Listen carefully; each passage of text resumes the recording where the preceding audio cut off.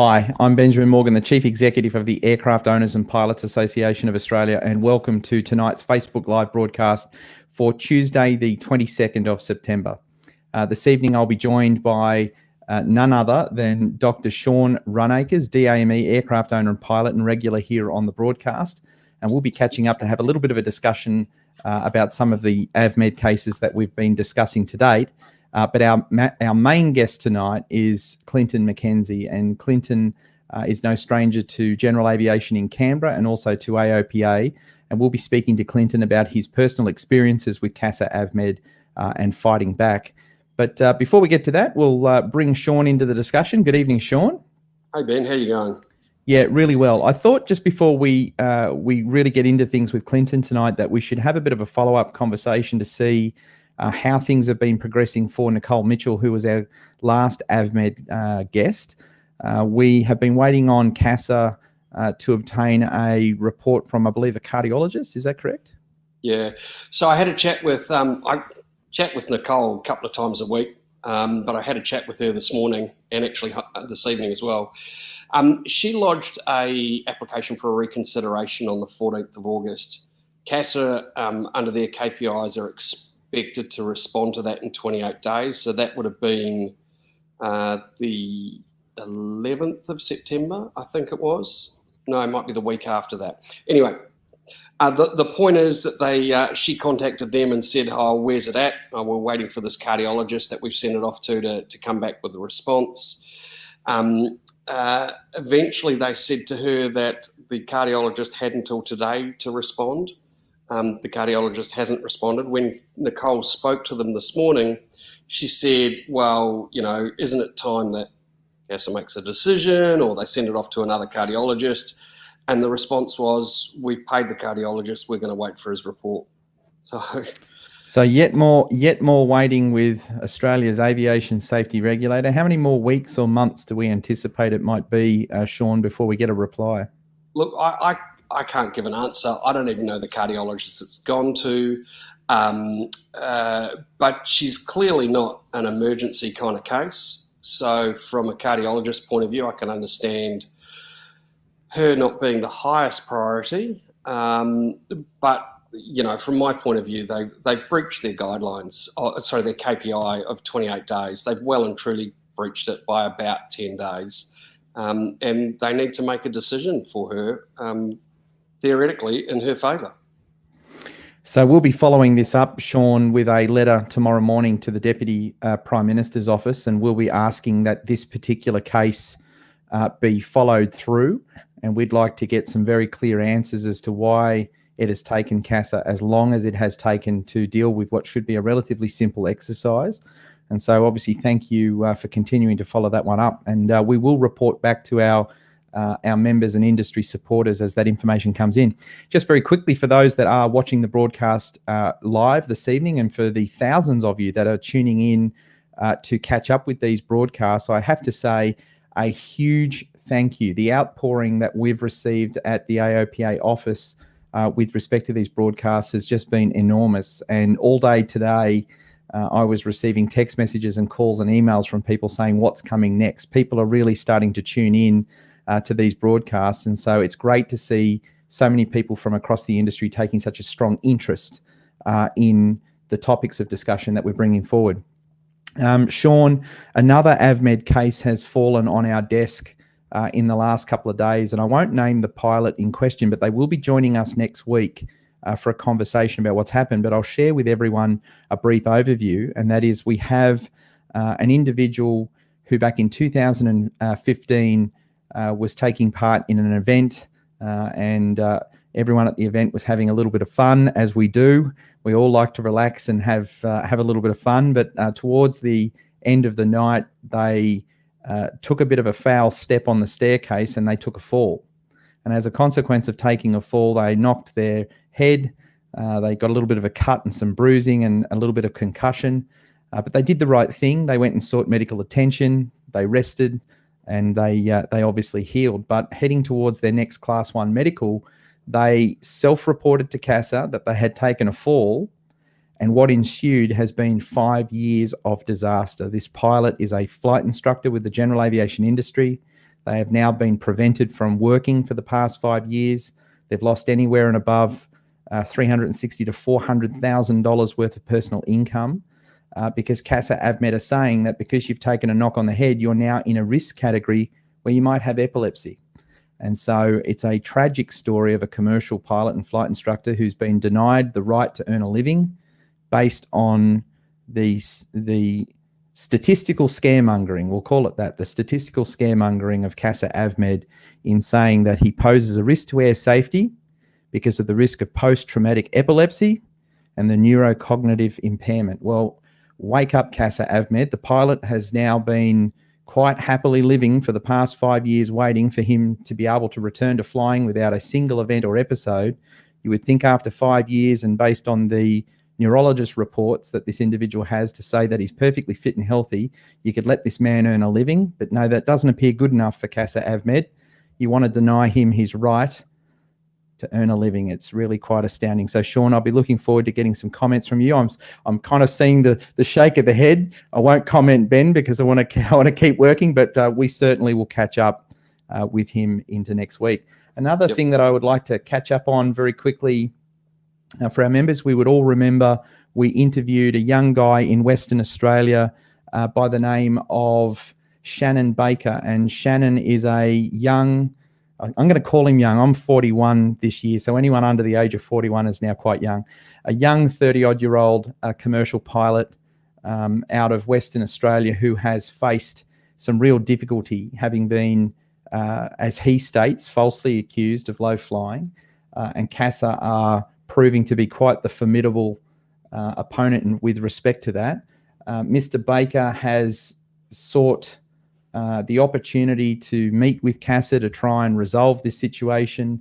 And on his behalf, after he spoke to us and our listeners, I took the opportunity to write a letter directly to Mr. Shane Carmody, who is the outgoing Director of Aviation Safety and CEO for CASA, seeking that all actions against Mr. Baker be dropped, and that for Mr. Carmody to meet with AOPA to discuss what we saw as serious concerns regarding the way in which the CASA investigator has conducted themselves into his particular issues, and to also highlight our concerns regarding a lack of credible evidence that we believe CASA has in relation to this. And I did get a reply not from Mr. Carmody. Mr. Carmody is obviously so busy heading out the door that he hasn't had time to actually personally write back to me. But I did get a letter from, we don't know who it is because it just says it's from the Office of the Chief Executive Officer and Director of Aviation Safety. So it could very well have been a secretary somewhere, we don't know. But it says, "Dear Mr. Morgan, I refer to your email below requesting a meeting with Mr. Carmody to discuss Mr. Baker's matter.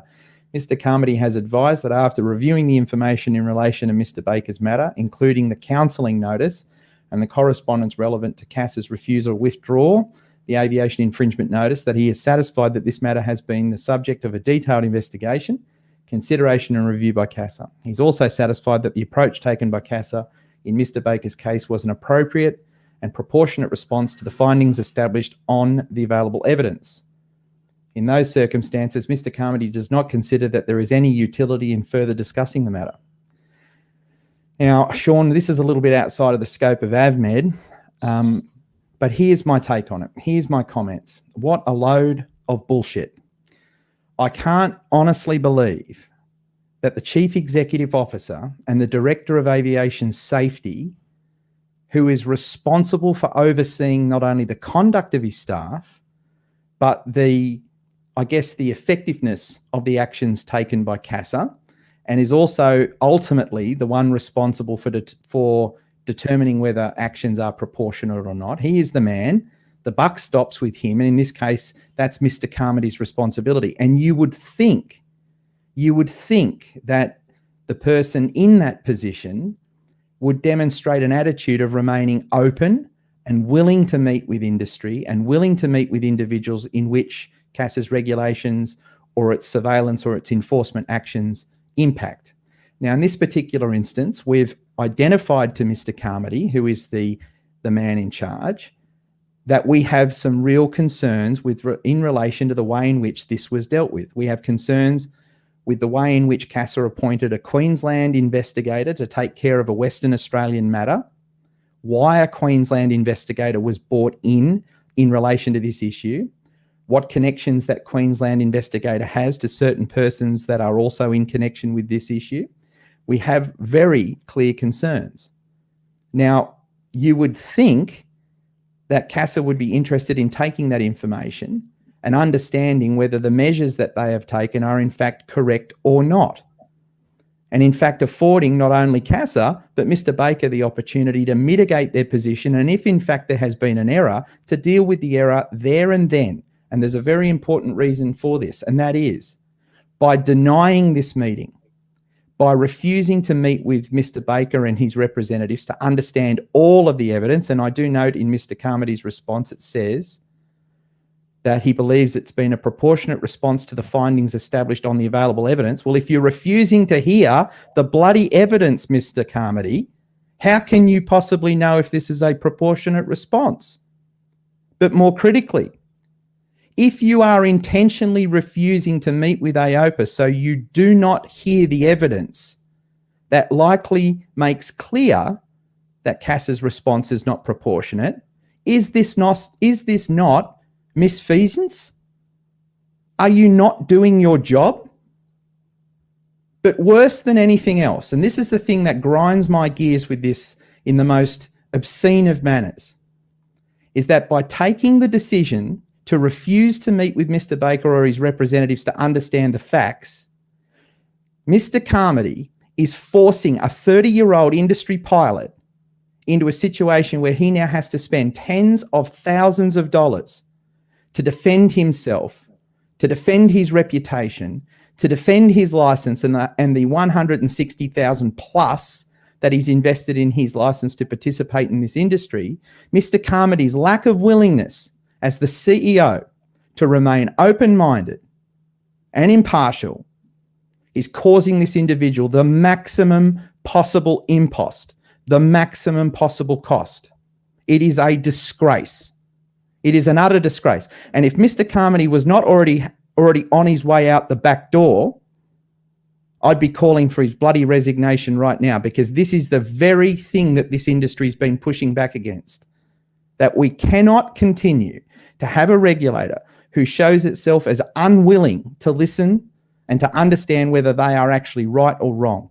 And so it is a disgrace. I think it's absolutely terrible. We're going to continue to follow this one up. You can probably hear Sean, I'm firing up. I fire up pretty easy on these issues. It boils my blood that we force a 30-year-old in this industry into that situation. And it's quite easy for Mr. Carmody and his $600,000 plus per annum that he's been paid by the Australian taxpayer to be an open, impartial and willing CEO, of which it's clear that he has shown that he, in this case, that he has not been. So that's my take on this issue for this evening. I'll cool down. Okay. Keep going. Yeah. My next issue that I'd like to cover off tonight before we grab Clinton, and I can see Clinton possibly smiling in the background or putting his hands over his eyes going, what have I agreed to?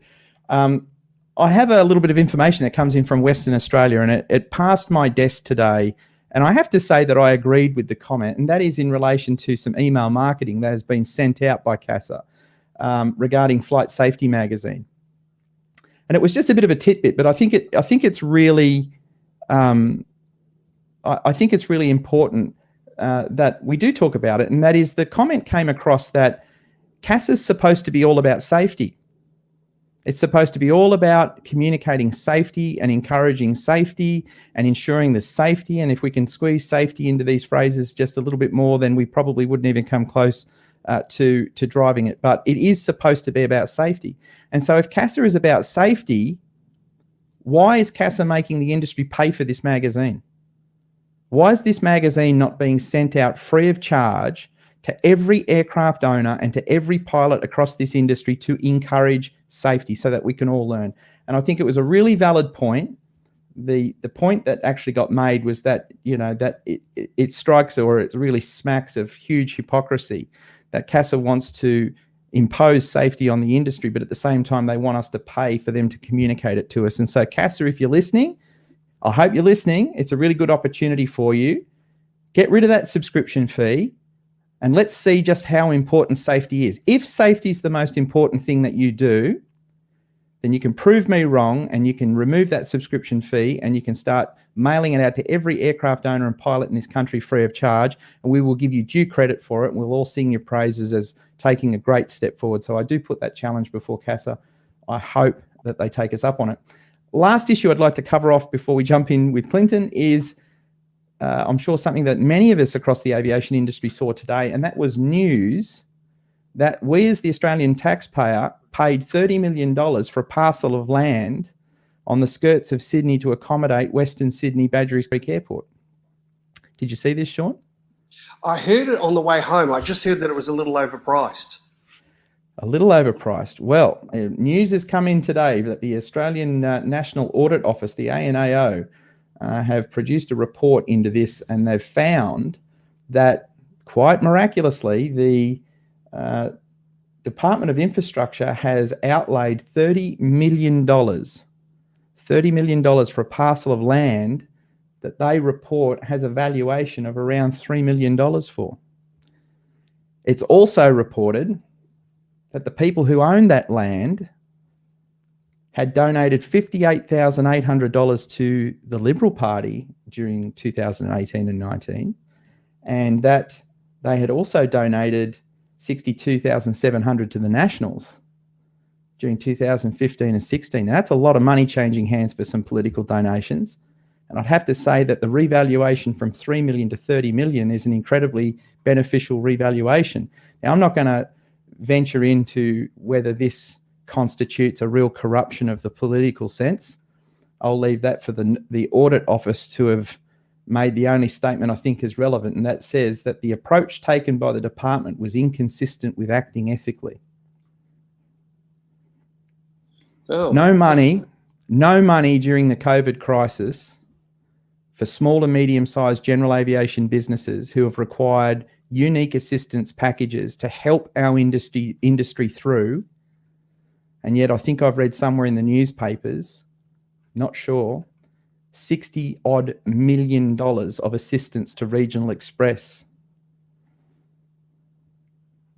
And the deputy chairman of Regional Express is who? John Sharp, good friend of the Nationals, former transport minister. $30 million for a piece of land that's valued at $3 million for people who make sizable donations to the National Party.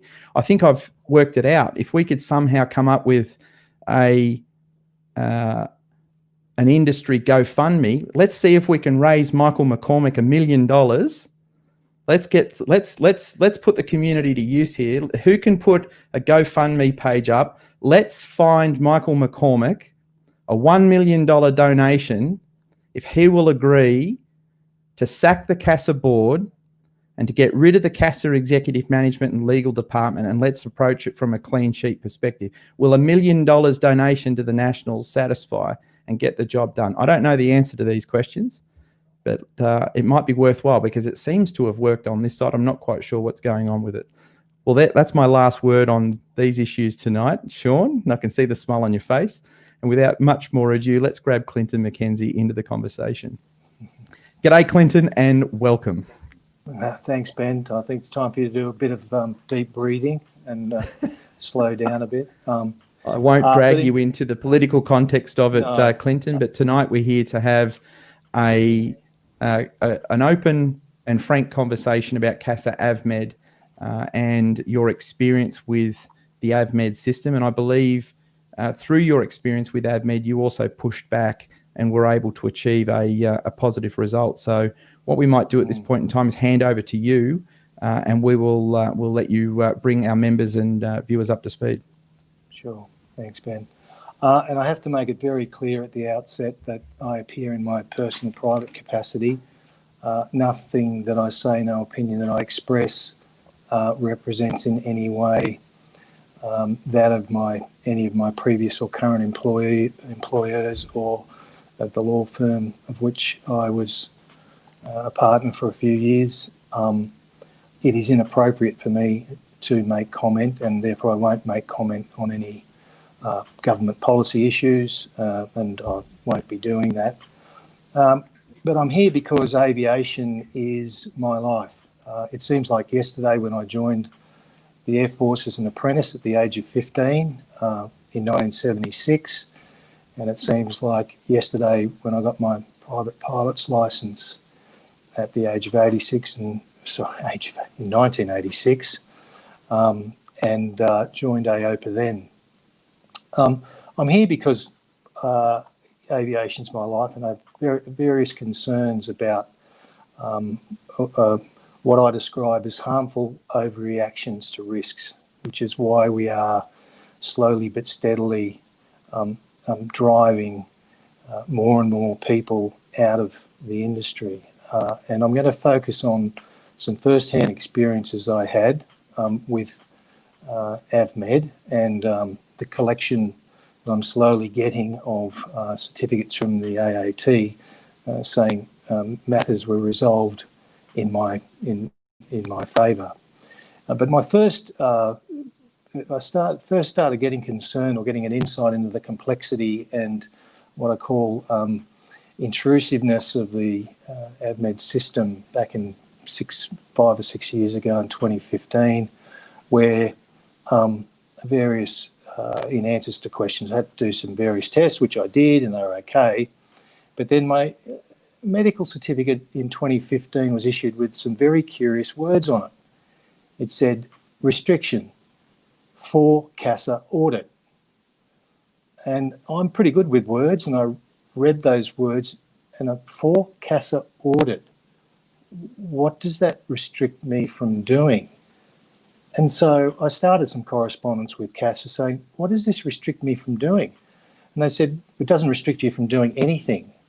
And I said, well, why is it on the certificate? Oh, well, that's to flag that in 2 years' time, when you renew again, we're going to audit something. And I said, you can't decide 2 years out what you're going to do about an application in 2 years' time. Anyway, I descended into this Alice in Wonderland where I said, no, I'm over it. So I put in an application to the AAT saying, I want a review of this decision to impose this restriction for CASA audit.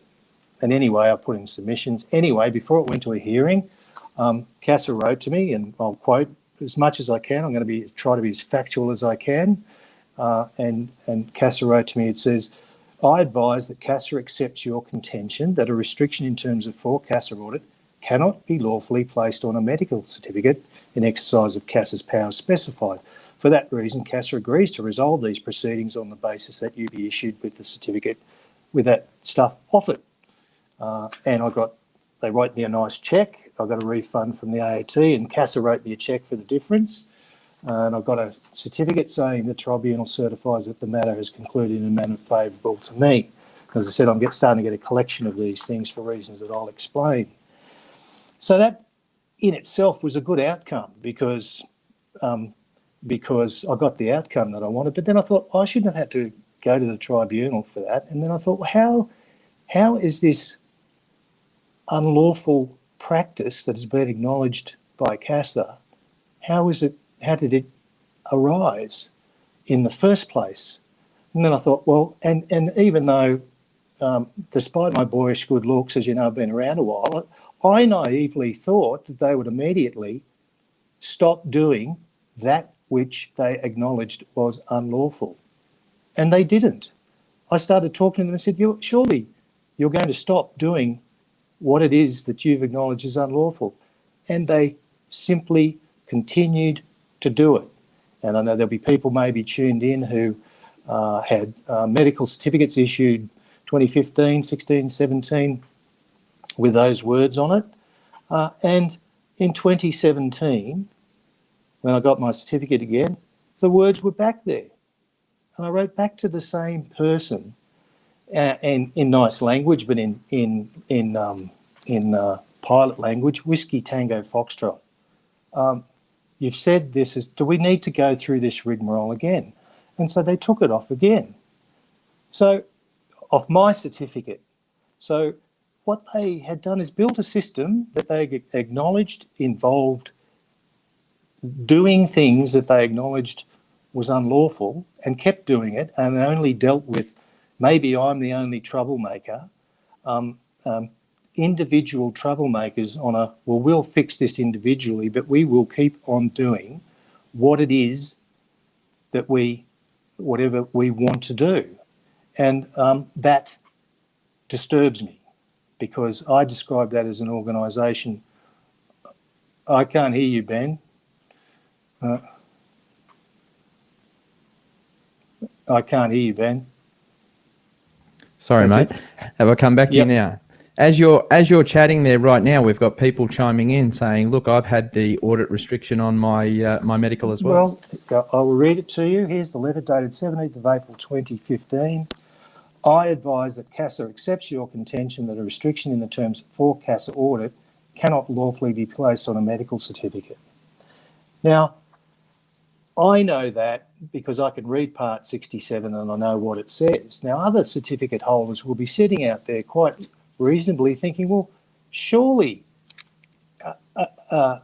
CASA Avmed would not systemically do things that they have been acknowledged are unlawful. But it's all out there. There were people I know from tribunal matters that those things continue. The DAME manual continue to provide for that concept. The word restriction does not appear in Part 67. The word audit doesn't appear in Part 67. And the use of that language is very interesting, and I'll talk later if I've got time and people haven't lost the will to live from all of this, about the little insights we get into the mindset with uses like the word restriction rather than condition. So they've got a power to impose a condition like I have to wear glasses. But the word restriction implies control. We are restricting you about what you can do, rather than it's a condition on your medical certificate that you wear glasses, just like on my driver's license says condition, wear glasses. Anyway, so during that process, for the first time, I wrote a complaint to the Director of Aviation Safety. I said, back to that stage 29, I said, I've never done this before, but I'm complaining to you that this should not happen. Surely it should stop.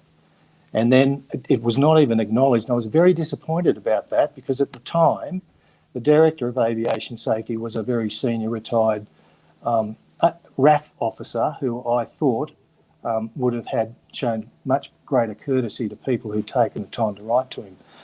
And my last foray into this was a conversation with someone from the ICC in CASA, the Industry Complaints Commissioner, where I literally said, what do you not get about the concept of desisting in doing something that you've acknowledged is unlawful? And I just stopped. After that, I resolved in future, any argument I've got, I'm just going to go straight to the tribunal or straight to court. I do this stuff as a day job, so it's a little less stressful for me. So anyway, and then 2017, during 2017, and all of this is, I put this on a pre-pruned thread, so anybody can read about the gory detail of it, and also say publicly, if CASA consider that I'm covering something up and I'm only telling half the story, I consent now to them publishing anything that they have about me. Maybe I'm hiding the fact that I've had a frontal lobotomy, or maybe I'm hiding the fact that I've had a triple bypass and I've got a pacemaker, maybe. And they might think that's relevant. So I had a bit of hearing loss in my right ear, went to the doctor and said, I've got a bit of hearing loss in my right ear, sent me off to a ear, nose and throat specialist. The specialist said, you've got hearing loss from weapons firing in the Defence Force, 20 years in the Defence Force with loud things. I'm fired weapons right-handed, so the noise was there. And he said this is just a typical development. So I still passed the medical hearing standard, by the way. And he said, but just out of abundant caution, we could get an MRI to see whether there's a tumour on your oral nerve or whatever the thing is. And so I said, oh, okay. So we did that, and I went off and got that, and he came back and he said, everything's normal, you've just got hearing loss. Okay, but there's some strange indication of blood flow that you might want talk to somebody about. And so I followed that up, and I went to someone who was an expert in the area, and he said, oh, could be good, could be bad. We can do this test, which will be definitive. So I did it, and he said, it's not good. You've got this, all the gory details on there. You got this, and I'd recommend that you get this, undergo this procedure to deal with it. So I accepted that and underwent the procedure, and everything went well, and it was under general anaesthetic. There are high risks of bad problems like under any general anaesthetic, but I came out of hospital. And when I came out of hospital, I wrote an email to CASA saying, I've just had this procedure, and I'd understand if you suspend my certificate because I've had the anaesthetic, and understand after you've had an anaesthetic you're supposed to not do stuff. I'm going to do that anyway. And nothing was heard. I'd heard nothing. So weeks later I went back to the specialist, and he talked to me, blah, blah, blah. He said, congratulations, I don't need to see you again. And so off I went, flying, for happy days. As one of my brothers said, you've had an upgrade. They found something and they fixed it, so you're actually now more fit than you were before that happened. And no, I could have said, no, forget the MRI, I'll just keep on going. And that thing that they found would not have been found. So I went flying, and then, and I've said this publicly, with all of the speed of a startled three-toed sloth, CASA then suspended my medical certificate. This is weeks after I wrote to them, and they suspended my medical certificate, and it said, and I'll quote from the letter, please be advised, CASA is unable to make a risk assessment for your fitness to return to flying until 12 months has elapsed following your embolisation procedure. That's what the letter said, and it said it in bold, you see, so when it's in bold it must be right. And now fast forward a little bit, and it turns out that statement is incorrect. It's incorrect as a matter of law, and it's incorrect as a matter of my favourite laws, the laws of physics. That is, it was physically possible for CASA to consider relevant evidence, and they were obliged to, and I'll quote what was said when I get a chance by the tribunal in that. And they did, and they eventually did consider some information from an Uber specialist and a report, and I'll talk about that because that ultimately tipped the balance, and they issued me a certificate within the 12 months. Now, while I was organising the application and the stay hearing, I was trying to organise a lawyer too for the longer proceedings, because there's a saying that says any lawyer who acts for him or herself has a fool for a client.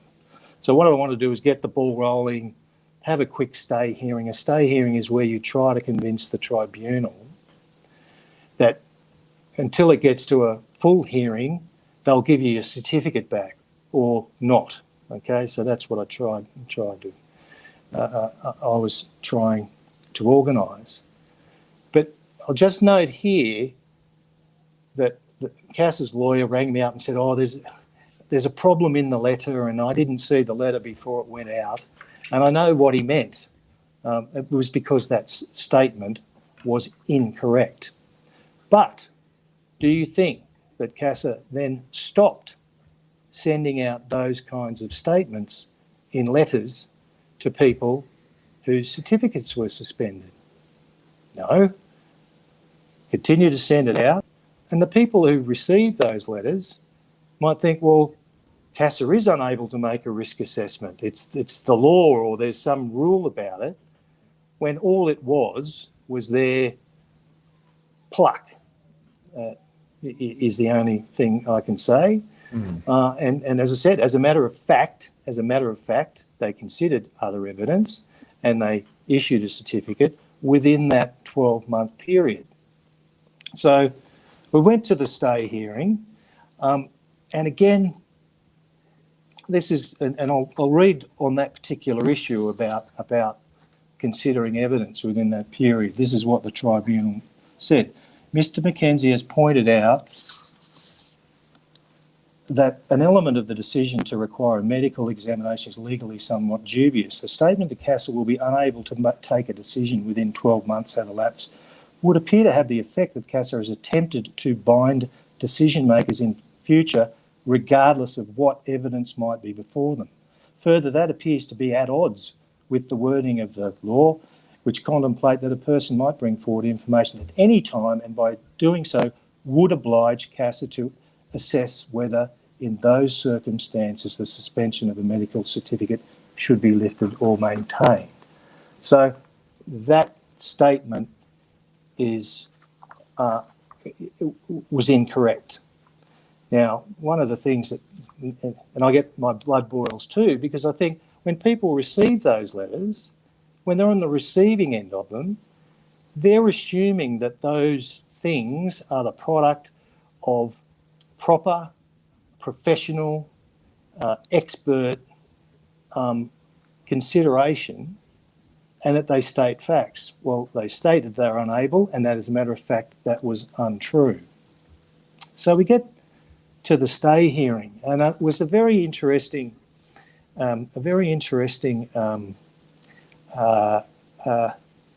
experience for me for a range of reasons. But first, before again, to make a very important point, I'd just like to refer to an earlier decision of the tribunal, and an Avmed matter.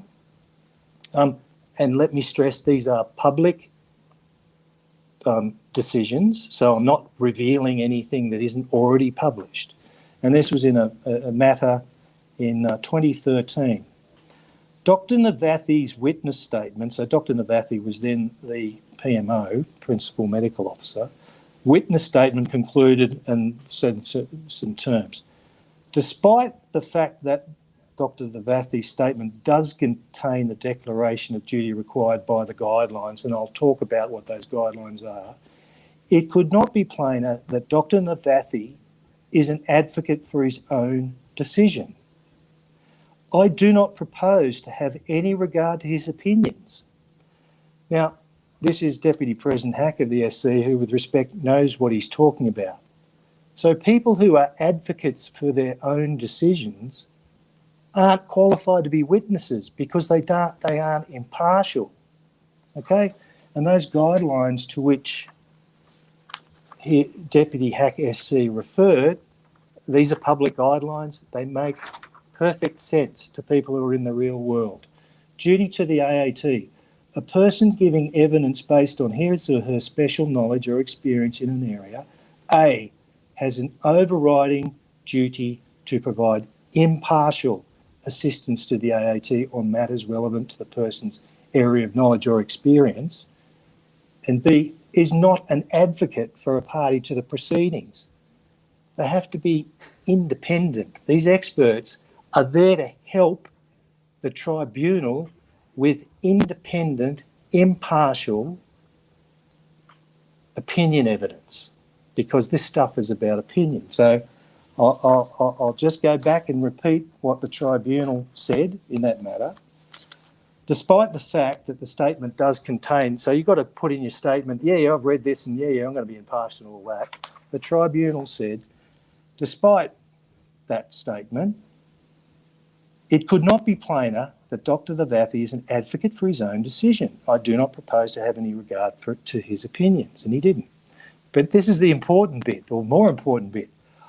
For the future, I would trust that CASA's legal branch would exercise independent judgment in deciding what witnesses ought to be relied upon and the content of their statements. They ought, obviously enough, be confined to matters that are relevant, and witnesses ought to be those who can truly provide independent opinion. So I stumped up to the tribunal for the stay hearing, and who put in the statement? Who put in the statement? None other than the decision maker. Yes, of course I'm impartial, and the person, and before the hearing, the lawyer and the decision maker, they're trying to convince me, and they're very nice people. They're probably nice to their mothers and their pets. And it could not, to borrow the words of Deputy President Hack SC, it could not be plainer that the decision maker was an advocate for his own decision. And I got to the point with these people, I said, I am not interested in your opinions. You're not qualified to express opinions about this.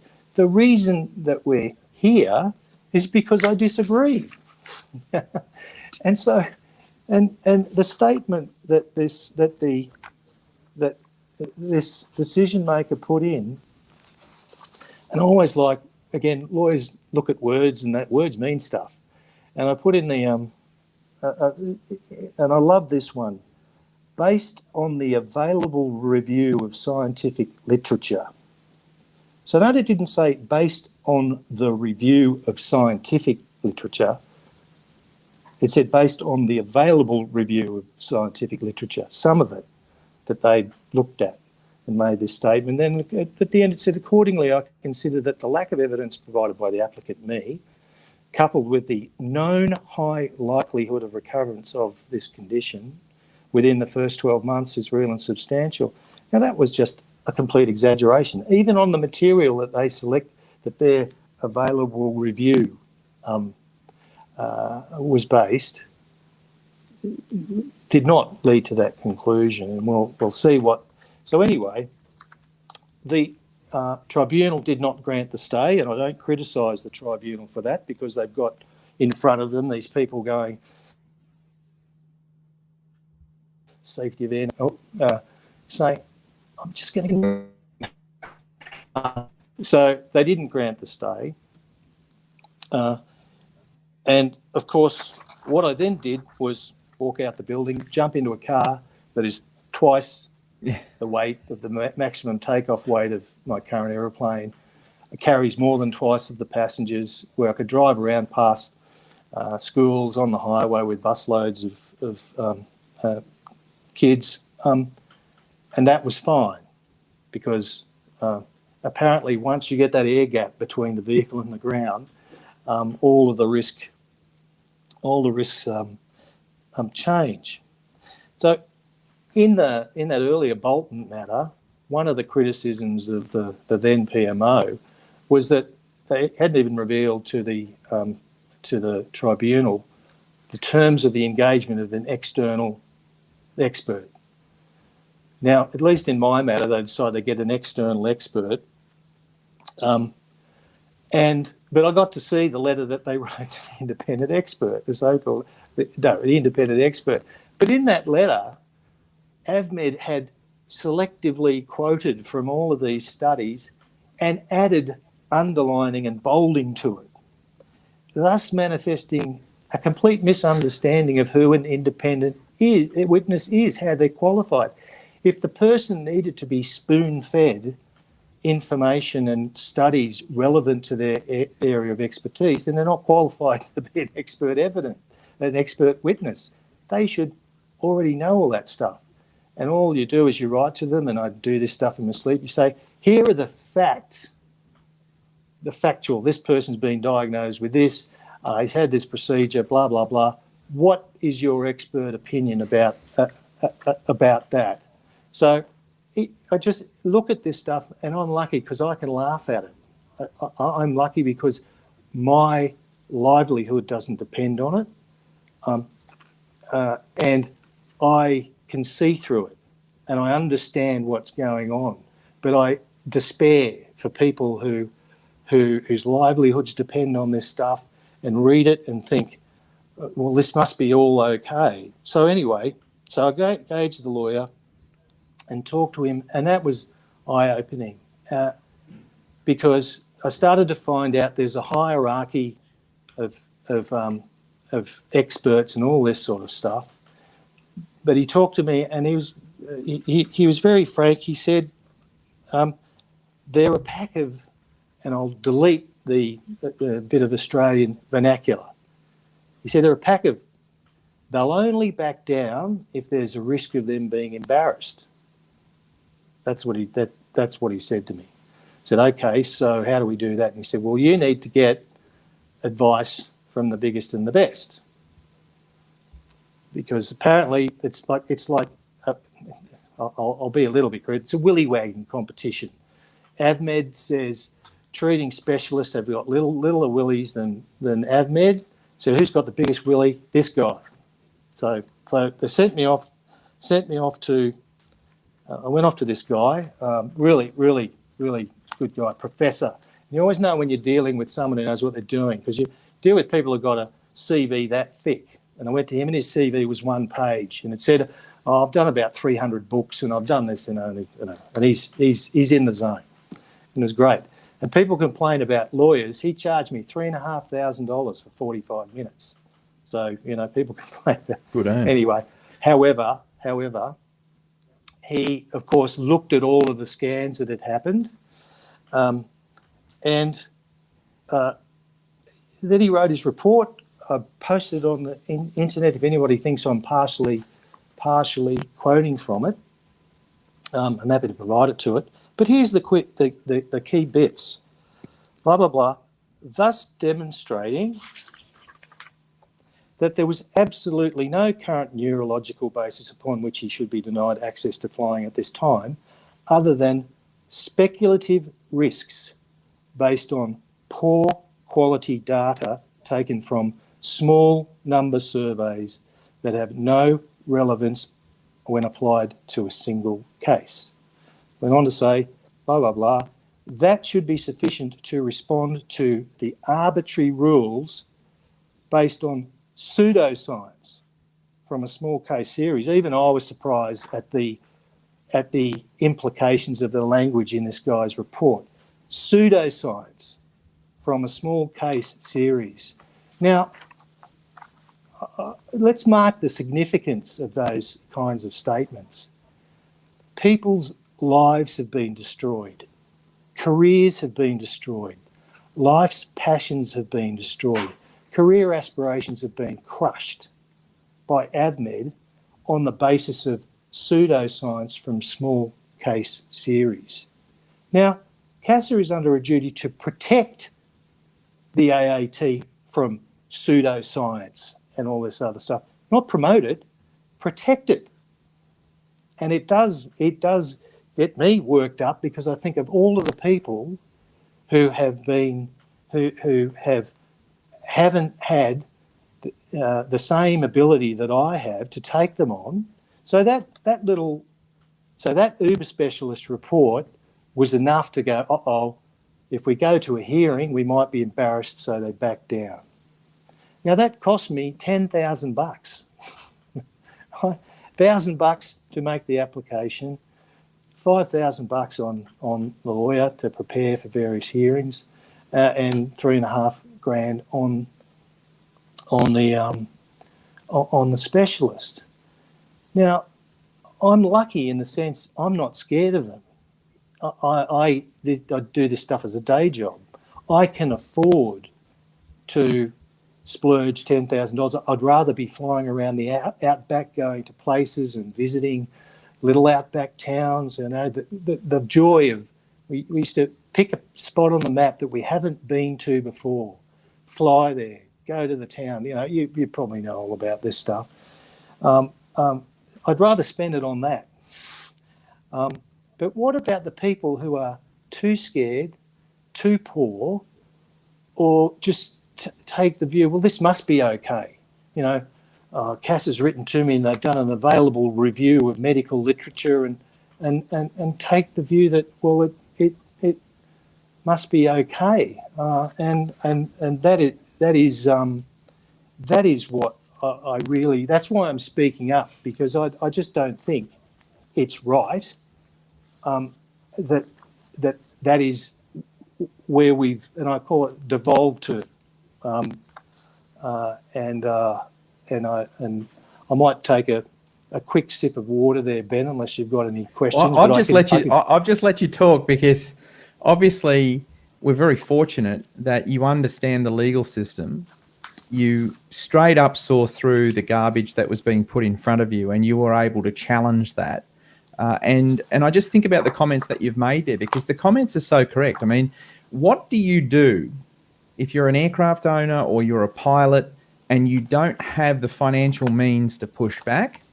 what do you do if you don't quite understand what your legal rights are? I mean, you're literally just left swimming in a sea of Avmed paperwork. And I've been watching the comments that have been flowing in here, and I know through the last 4 years of the work that I've been doing with AOPA, the hundreds of AOPA members who have written to me explaining their personal dealings with Avmed and the fact that they've just been put through hell and back. I mean, the industry and the way that it's being managed right now, it's very, very difficult to look at it and to say that the way it's being handled is successful or even beneficial to industry.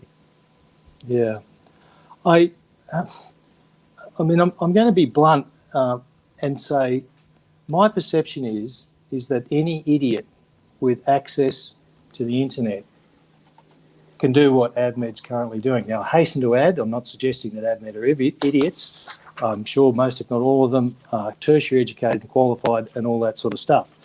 But I went through this exercise and I thought, it took me 15 minutes. Ingrown toenail. Now, we all need our toes because we've got to manipulate the pedals and use the toe brakes with our toes.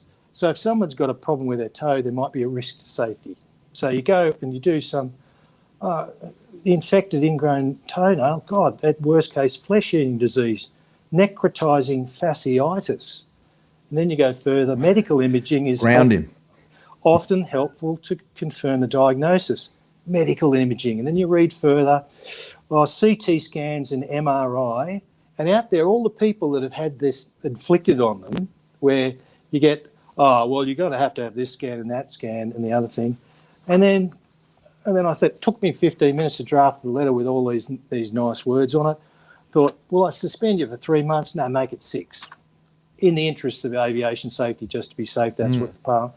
Now that's a ridiculous example, but if it happened in fact, the recipient of that letter is unable lawfully to exercise the privileges of their licence and go flying, and they can do nothing unless they want to take them on, go to the tribunal, apply $1,000, go off and find the expert, and I get the impression that they just do take the risk as often as they can, and they will just deal with the people who take them on from time to time.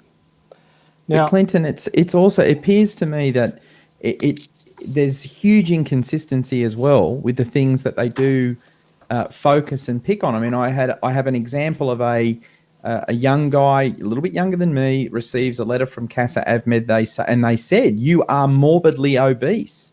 The guy's only slightly bigger than I am. I am not morbidly obese. I mean, my partner Laura probably say, "Yes, you're fat. Go out and take a run," but I'm not morbidly obese. But this guy went for a medical. His neck circumference measurement was in exceedance of what some boffin at Avmed says is reasonable. Next thing you know, he's being sent for sleep apnea tests. He does that. That's not good enough. Now we want a sleep deprivation test. That's not good enough. Now what we want you to go and get a written statutory declaration from a flight instructor that says that you can get in and you can get out of a light aircraft without assistance.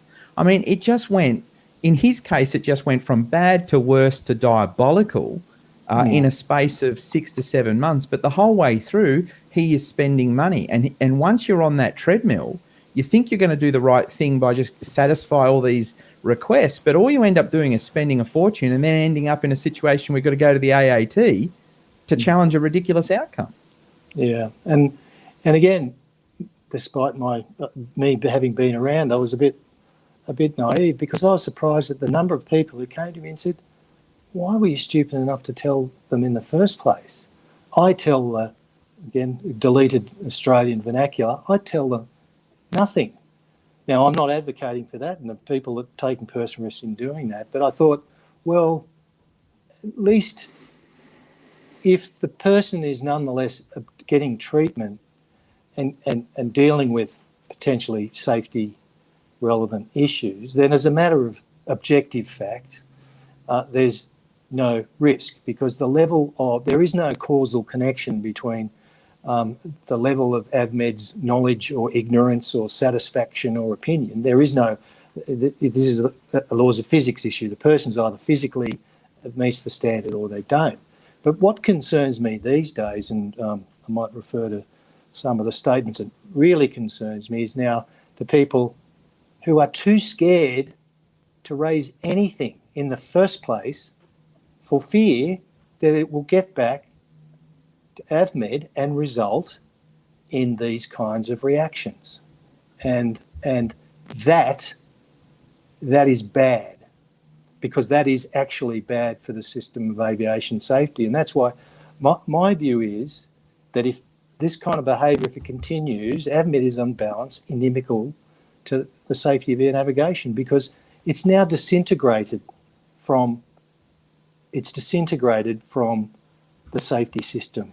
And if I've got time, I'll quote some stuff from Rob Liddell, who was... Well, I'm glad that you brought his name up. I was just about to say that today I was very fortunate to have a telephone conversation with Rob Liddell, former head of CASA Avmed for our industry. And Rob holds similar concerns that the system has definitely lost its way, and he will be joining us next week to have a conversation on his experiences working inside of CASA and where he sees the industry moving towards. So, there are many voices, many qualified voices, trusted voices right across this industry that are clearly calling out the current culture and the direction as somewhere we really don't want to be heading. And it's very, very clear that these things are having a huge detrimental impact on aviation, as we highlighted with Nicole Mitchell.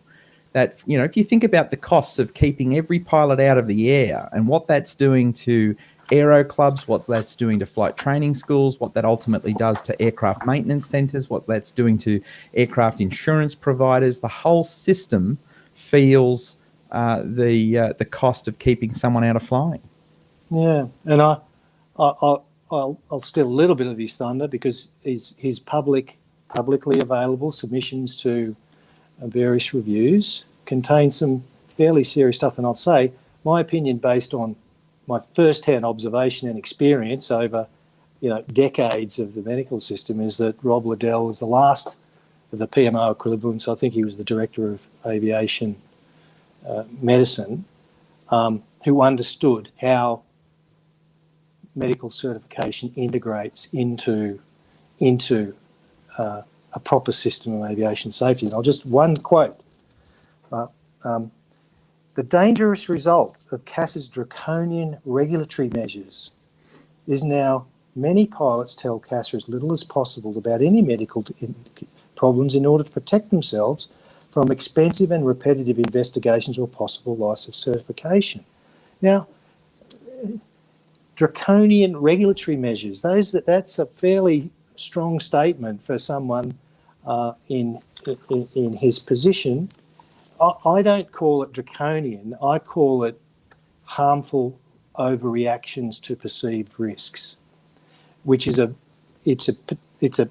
completely uncontroversial consequence of a thing called cognitive bias, which again is a completely uncontroversial, well-known human foible, and it takes its form. It has many forms, but one of them is probability neglect, and one of them is, and that's when the human mind contemplates a ghastly event, it naturally estimates the probabilities of it happening. Getting eaten by a shark, dying in the $30,000-foot death plunge in a jumbo jet, are things that are ghastly things to contemplate, and thus the human mind overestimates the probabilities of them happening, as a consequence of which there are harmful overreactions to them. And in one of my submissions, it's in my Senate committee submission, it quotes all of this stuff and just said it's all completely uncontroversial, but that's what we're looking at. And I've seen, when I see some manifestations of of the mindset, what I call the mindset and what they're thinking. And again, I'll quote this again from an AAT matter where and I could give the reference for it, where it said, the evidence of Associate Professor Navathi, with a footnote, was that a pilot's licence goes on forever, but it is the medical certificate which enables the person to use the licence. Now, that's the mindset of someone who thinks medical certification is the last bastion between aviation safety and carnage. And they think that the medical certificate is the thing, you know, and as we all know, if you go to a place to try and hire an aircraft, $500,000 aircraft, you don't say, oh, here's my medical certificate, and they don't go, oh, I get a medical, here, throw you the keys, have a good flight. No, that's not at all. I've been asked for a medical certificate twice in my life. If we don't do a BFR or an annual aeroplane flight review, what it is, whatever it's called these days, are we allowed to go flying lawfully? No, even though we might have a current medical certificate.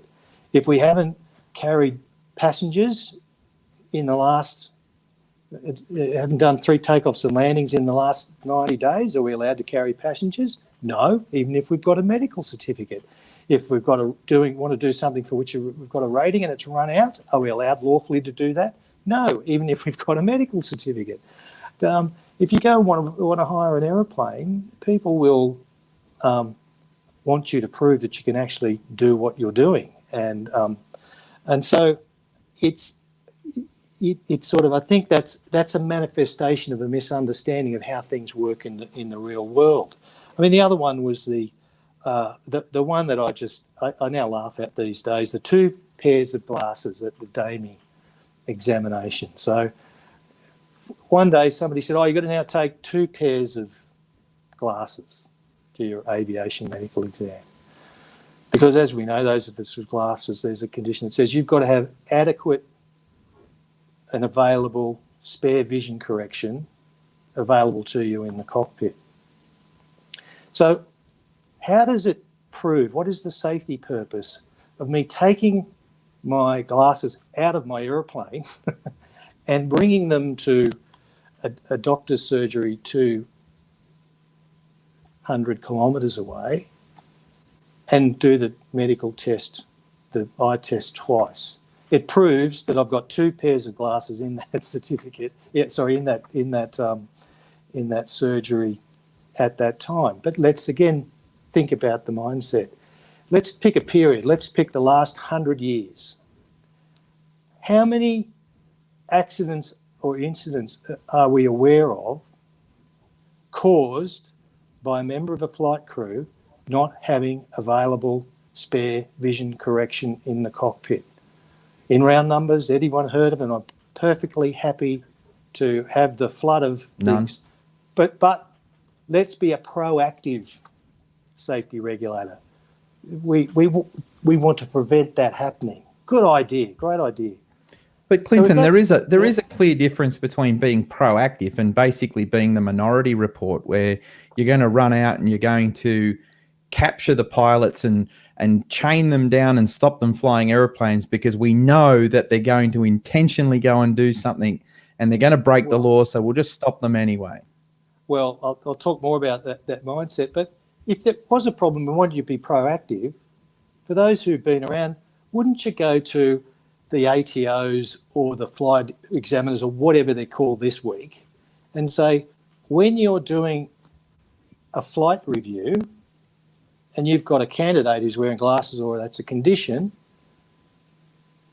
require them during the test or the review, it's not a test. Change them out. Say, we now want you to pretend as if your glasses have fallen apart, and that would be the point at which I'd reach. Every time I go flying when I was in the Bonanza, you just reach, just before you take off, reach behind the seat, glasses, PLB, water bottle, right there. And one day that weren't there because the lamey had swapped the seats they're there. And the current aircraft, you reach out there. So you would reach out and put them on. And then the guy'd say, well, now read to me that placard on the instrument panel. Now calculate for me and show me the magnetic bearing and range to Mildura, pick a place. Now tell me, what kind of vehicle is that going down across that bridge down there? It's a cement mixer. Because it's an operational requirement, and surely if you want to determine whether you stress test it in the operational environment. If somebody's not in the habit of flying with adequate spare vision correction, they're not going to change the habit by turning up in the once every 2 years in a doctor's surgery. And the exquisite silliness of our current system, where we've got the other brand. I went to a place, and I won't say where it is, and an older couple comes up in their other brand aeroplane, jumps out. I had to help the guy run the keypad on the fuel bowser because he couldn't read it. He didn't have spare vision. He didn't have vision correction in the first place. So I helped him with... So you got to ask the guinea pigs that are subject to... Now, that guy gets up and he flies around. As we all know, there are self-certified pilots flying in airspace that is shared by regular public transport aircraft. Now, that's okay, but for us, the guinea pig class that are in the clutches of Avmed, we've got to do that. The other interesting one, and every year something weird and wacky happens. Every interaction that I have with Avmed, something comes out of left field. So I go to my DAME or for the examination, sit down and look. The DAME is in the MRS. There is my ASIC photo. My ASIC photo is in the MRS system. And I went to CASA and I said, I submitted my ASIC photo for the purposes of my ASIC application. Why is it in the DAME's office, in the MRS? So the person responded, very, very diligent person, and gave me a short essay on the Privacy Act that I could recite in my sleep. And although I disagreed with the analysis, they said, but we can remove it for you. And I said, yes, please, because I don't ever recall CASA actually advising the industry that these photographs were being promulgated into the Avmed system, Clinton. No. They said they could do it. Now, it may be that is authorised under the Privacy Act. I'm not going to express clearly, but think about the mindset. Think about what's going through the mind of someone who goes, let's grab all these photos and put them in the MRS because we can't be trusted. And I said, yes, please remove my photograph. I am a mature adult, as are the mature professionals who are DAMEs.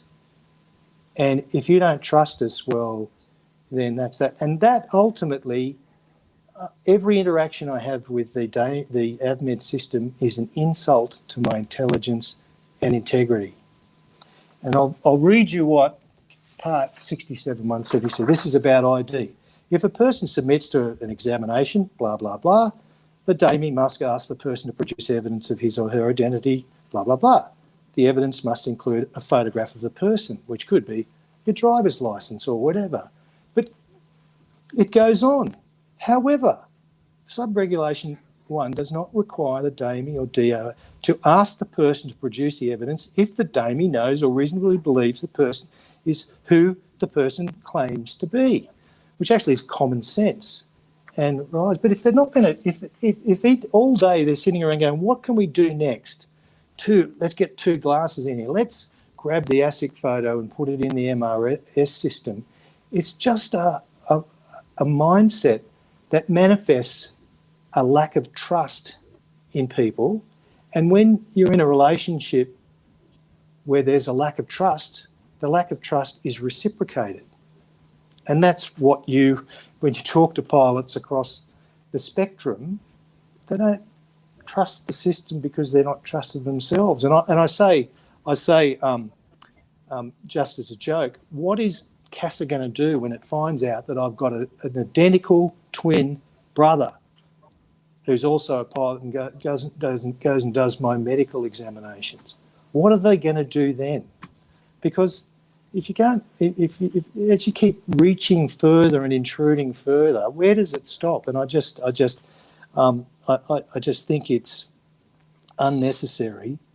But I'm confident that in their mind they'll be saying they're doing it for the safety of air navigation. Well, I'm going to jump in here. I'm going to shoot a question across to Sean, because you've raised a really important point here. And just as you started raising that point, we've had a comment that came in from Gary Gould, and Gary has also made a really, I guess he's connected the dots, and it says, in the early days, your DAME was your confidant. I mean, Sean, you've seen obviously pilots coming in and out of your office for their medicals. I mean, there must be a certain level of conflict now as to whether a pilot really is prepared to confide in you and to tell you if there is a medical ailment or there is something that they're experiencing, because there is a real fear that as soon as they tell you, and in fact, I won't say I say a fear, it's a fact. It's a fact. We've got an example right now of a pilot who was self-reported that at a party he fell down a set of stairs and he bumped his head, and he's fully recovered. But for 5 years now, because of being honest and upholding the tenets of safety and self-declaring, he's been denied the opportunity to work. It's cost him $500,000, and now doesn't even know whether he's ever going to get to participate in flying. Hell, they won't even let him, according to the paperwork I've got right in front of me, they're not even going to let this poor bastard have a basic class 2, even though his doctor says he passes the requirements unconditionally to hold a commercial driver's license. I mean, CASA have created the perfect system to create significant distrust, and now in an environment where you're no longer getting the truth as a doctor. Yeah, so I see, I mean, obviously coronavirus not working at the moment, but I see people every week who I listen to their answers and I think this is a canned response. I'm not confident that I'm getting the truth, the whole truth, and nothing but the truth, so help me God. Yeah, and it is, there's a very fine line, because my obligation, my legal obligation, is to be the face of CASA at the coalface, but at the same time, there's that moral obligation to, who's paying me the money? Who am I obligated to actually assist? Now, I'm pretty confident that I sit the right side of the line all the time, but, sometimes it's very challenging. I have people ring me up, they block the number and they say, I don't want to tell you who I am, but I just want to ask a couple of questions. What should I be doing about this? And I say, well, if this is the situation, these are the possible ramifications. But definitely, I'm not a confidant. I am seen as the other side. I like to think I'm a nice bloke and I'm there to help people get their medical. But there is a lot of consternation about what you do and don't tell your DAME. And I regularly sit in environments where I'm not doing DAME work. And, the classic joke that I hear on a regular basis, I only have 2 alcoholic drinks a week. If you're asked that question in front of Sean, you only have 2 alcoholic drinks a week, because people are so paranoid about the ramifications. And if you present, even if I present a specialist who's reviewed them and said, no, I don't have a problem, I think they're safe to fly, CASA will overturn that. Avmed will say, we know more about that. So, Sean, let me ask you a very direct question. And obviously, in your role as a DAME, and you say that, you've got a conflict there because you're expected to be the face of CASA and you're there to ensure that those medicals are processed properly. You are, in fact, I think that the average participant in the industry would accept that you are part of the critical safety of the industry, in that you are really on the front line. Has CASA Avmed produced a system that has undermined safety? Has undermined safety? Yeah, actually, interestingly, I got up at the last DAME conference and said that to CASA. I said directly to CASA, the system that you are running and the way you are driving it is actually driving health declarations underground. We're not seeing them. And the classic one I gave was of marijuana use. Now, if you look at the statistics, general population, 10% of the general population have used marijuana in the last X number of years. I've done 1,000 pilots. I can tell you that 100 of those pilots have not declared to me that they have used marijuana in the last 5 years. Now, that Something could about be, using but not inhaling? yeah. But that could be that we have a cohort of people who are a bit more responsible than the average. Not convinced that's necessarily true. But I think that the reality is that people just don't declare because the ramifications are huge. And I can tell you now, you tell me that you've used marijuana in the last 5 years, that is a guaranteed $5,500 for 3 years that you've got to spend extra on your medical. Clinton, I'll ask you the same question. I mean, you come to this discussion from a pretty unique perspective, and I won't ask the question in relation to the fact that your working experience would give you insights, but as an aircraft owner, as a pilot, as someone that has been in this industry for some time, and with your background, has CASA created an Avmed system that is undermining safety? I think, on balance, it results in harmful overreactions to the objective risks. And part of it is the cost. And when I talk about cost, I'm not just talking about dollars, I'm talking about risk. See, Avmed will happily send someone away for a procedure that has risks of stroke and death. That risk is a complete externality to Avmed. They don't care. If you die in the procedure, the skies are safe. The costs of the liberties curtailed are taken into consideration. But ultimately, as I said, where we get to the point where people are too scared to raise potentially medically relevant issues for fear of that overreaction, then we are at a point at which Avmed is a force inimical to aviation safety. And the paradigm problem, the ghastly thing is, if Avmed is minded to ground all of the people with their ingrown toenails or something ridiculous, there is no deleterious effect on aviation safety. When somebody's grounded when they shouldn't be, on the basis of an objective assessment, when they're grounded when they shouldn't be, there is no deleterious effect on the risk to aviation safety. And that's the paradigm ghastly problem that we face, because the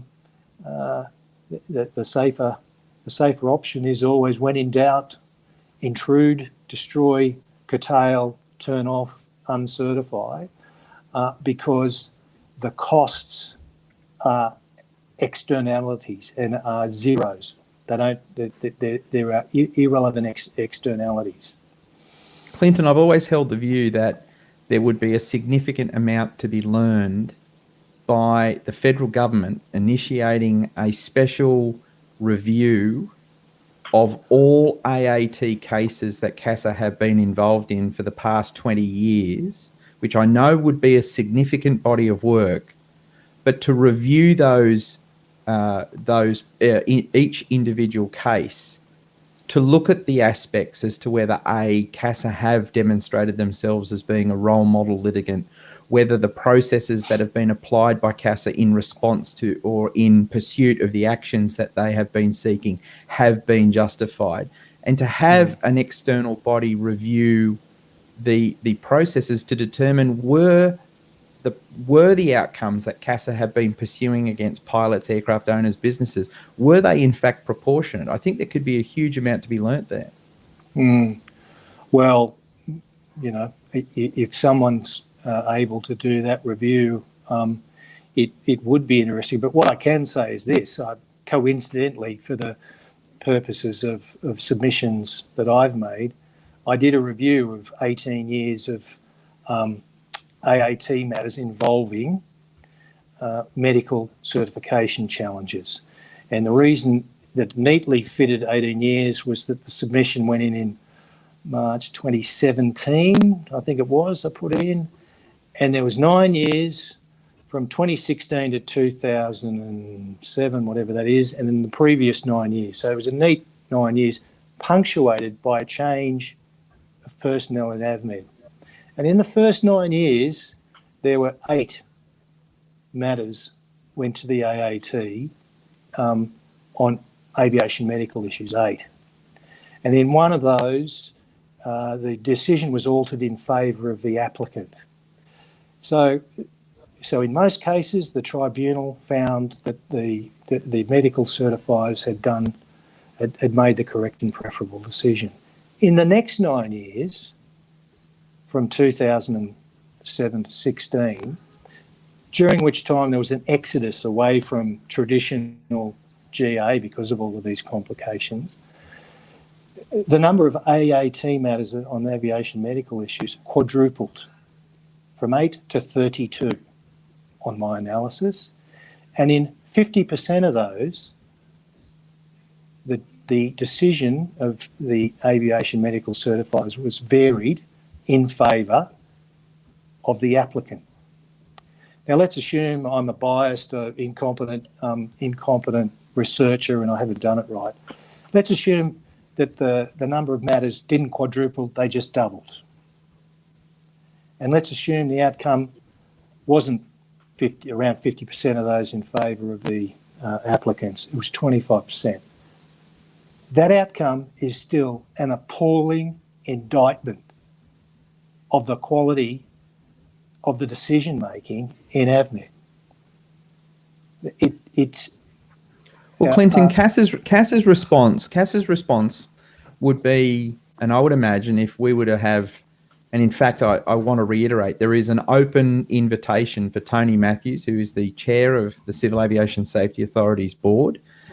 He is welcome at any time to join us on one of these programs, and I think that the aviation industry would very much appreciate the chairman of CASA coming forward and publicly taking some questions and providing both some answers and some perspectives as to what CASA is doing and where CASA is heading.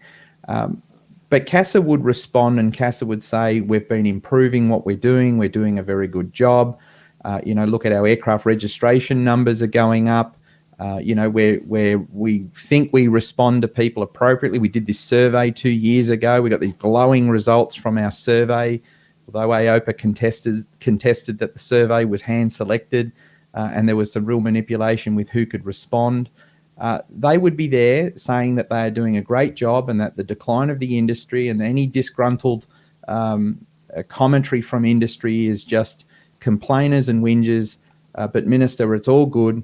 You can't listen to these people. We're doing a fabulous job. I mean, how do you respond to the fact that this is what we've been hearing from CASA now for decades, yet we've been watching the industry slowly but certainly sink into long-term structural decline?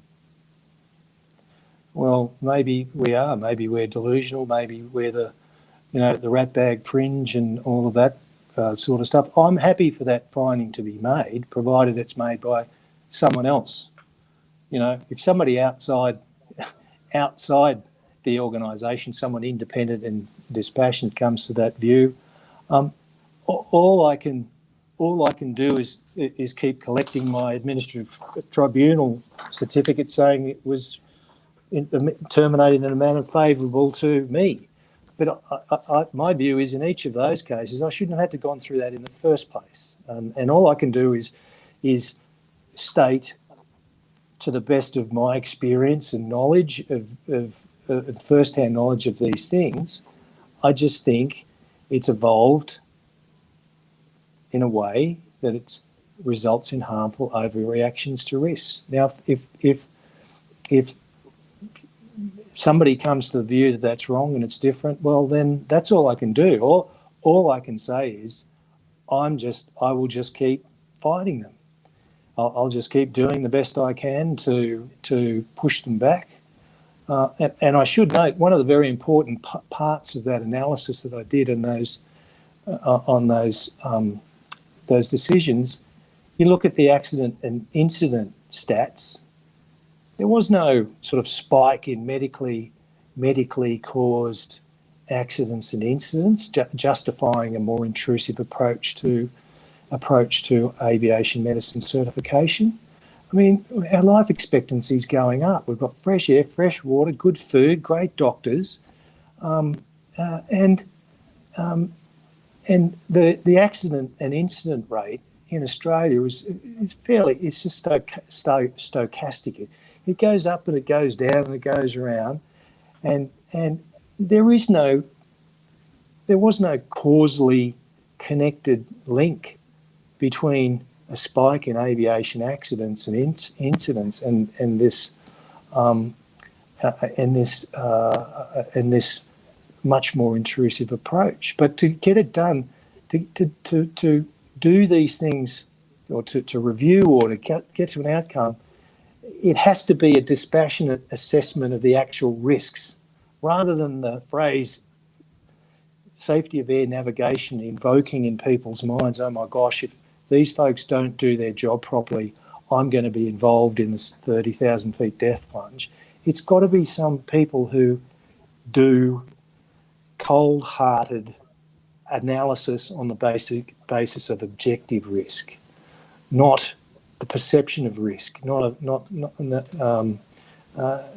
people who are worried about these things. And how you get there, I don't know. I mean, so to my mind, Avmed as a function inside a regulator is an anachronism. Other than astronauts, fighter pilots, and maybe aerobatic pilots, or people who are involved in very special aspects of aviation that are indeed unique. When I was in the Air Force, I got a couple of times flak around beyond the speed of sound, pulling 9Gs in G suits and all that sort of stuff. Those folks probably need a little bit more intense analysis of what their body's able to do and what it's doing. But I find flying more relaxing than driving. So this stuff's got to. We're in the 21st century. All of the unique aspects of aviation and the illusions, sonomer, all that sort of stuff is well known. I mean, if Avmed's going to download an app to assess risk strokes, well, even Sean can probably do that. Even a dumb lawyer like me can download apps from the App Store. If that's the way in which decisions are going to be made, then why does it have to be someone on a six-figure salary sitting in an office in a government agency? It seems a bit odd to me. So I just think the review has to be on a basis. Somehow review has to be on that objective risk basis and the costs. Well, Clinton, you have made multiple submissions throughout your time here in the industry to various inquiries. No doubt there's the current general aviation inquiry into the culture of CASA and its impact on general aviation, and I assume you will probably be putting something forward. If you were to be called forward by Senator McDonald and the Senate RRAT to provide a testimony, would you be prepared to sit before the government and to give them your appraisal?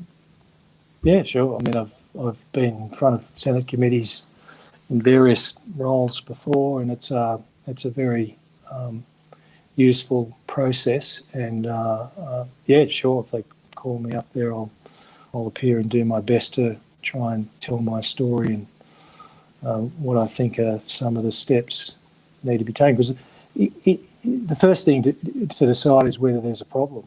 If the Senate committee, for example, and it's their call, of course, they look at all of this and go, well, on balance, it's all fine, and we're just troublemakers, well, that's the outcome. Hopefully it won't be, but at least they've listened, and we'll see what they report. Well, I thank you very much for coming forward and spending some time with us and our members and those that are following these broadcasts. I imagine there'll be quite a few thousand people over the coming 2 weeks who will get a chance to digest everything that you've put forward. Clinton, Mackenzie, thank you very much, and I hope that we can actually bring you back on at some point in time, as I'm sure there's many more areas of CASA and its operation that you could be providing some insights for. Thanks, Ben. Thanks, Sean. And let me reiterate again, I'm here in my personal private capacity, and nothing I've said represents the position of my previous or existing employers or the law firm of which I was a partner. Safe flying, everybody. Thank you very much, Clinton. We appreciate it. Sean, a fabulous guest to have on the program, and someone that's been able to shoot it pretty straight in giving us a real lowdown on their experience with Avmed. But I'm sure, whilst I'd like to say I'm surprised, there's quite a few of us tonight that are probably not only part of this program, but watching it from home, shaking their heads going, how can this be going on? As I've just said to Clinton, there is an inquiry going on right now into general aviation. That's being run by the Senate Rural and Regional Affairs Transport Committee. Senator Susan McDonald, Queensland Senator Susan McDonald, was chairing that inquiry. We really need to encourage people from right across the general aviation industry and the recreational aviation industry and the GA commercial sectors. Everyone needs to be making a submission to this inquiry to put their concerns forward and to see to it that these issues are raised directly, because unless you go forward and actually put that information out there, it's just simply not going to be heard. Sean, I know I'll be leaning on you to be encouraging as many of your DAME colleagues to be putting your concerns forward, and I trust that you too will be in there. Yeah, absolutely, Ben. And hopefully in this coming week, we might get an update on Nicole and a few of the others with some progress. I think it's really good, and it's actually quite healthy that we keep a track of some of these cases. And as we move along, we might even report the names of the doctors and those that are actually responsible for communicating and keep the timeline running. I feel like we should probably almost put a counter up here somewhere in the corner that shows how many days it's taken to get something dealt with, and see if we can't show the whole industry just how long it can be before we get an adequate response. Thank you, Sean, for your time tonight. I know you work extremely busy through the day and you race to get home, and typically, just for those that are joining us, just before the program kicks off, Sean's there very busily eating his dinner just as we go live, and he's kind of sitting there going, oh God, Ben, can we not run these at 7:30 or so? So thank you so much, mate, for making time. Anytime. Now, as I have alluded to in this evening's broadcast, we're going to be joined by Rob Liddell, former head of CASA Avmed, and Rob is also former director of the Aircraft Owners and Pilots Association of Australia as our medical director, and has been a big supporter of the aviation industry. And we're going to be seeking some insights from Rob and his perspectives on the issues of Avmed. For those of you at home that have your own stories, and there's a lot of great comments have been made this evening, and I've been receiving text messages, thank you. And I also have to comment, thank you very much to all of you that have actually joined AOPA during this evening's broadcast. I get a little message, well, there you go, there's Laura. I get a little message on my phone when members join, and it's great to see that support coming in. And I will just quickly reiterate, Sean, our president, has been hammering into me that, Ben, we need to be doing a better job in asking our members and industry supporters that follow us and support exactly what we're doing right now for your support. And that is, AOPA cannot do what it does on behalf of this industry without the fuel in our tanks. And the only way that we can represent you on Monday to Sunday on these issues is by getting membership from right across the industry. And so I tend to look at it this way. Together, we all have an enormous opportunity to not only change the industry, but to change the direction that the industry is traveling in. And so if you think about it, there are thousands of us pilots right across Australia, aircraft owners and pilots alike of all stripes, whether you're recreational, sport experimental, whether you're general aviation or you're a commercial pilot, there are thousands of us.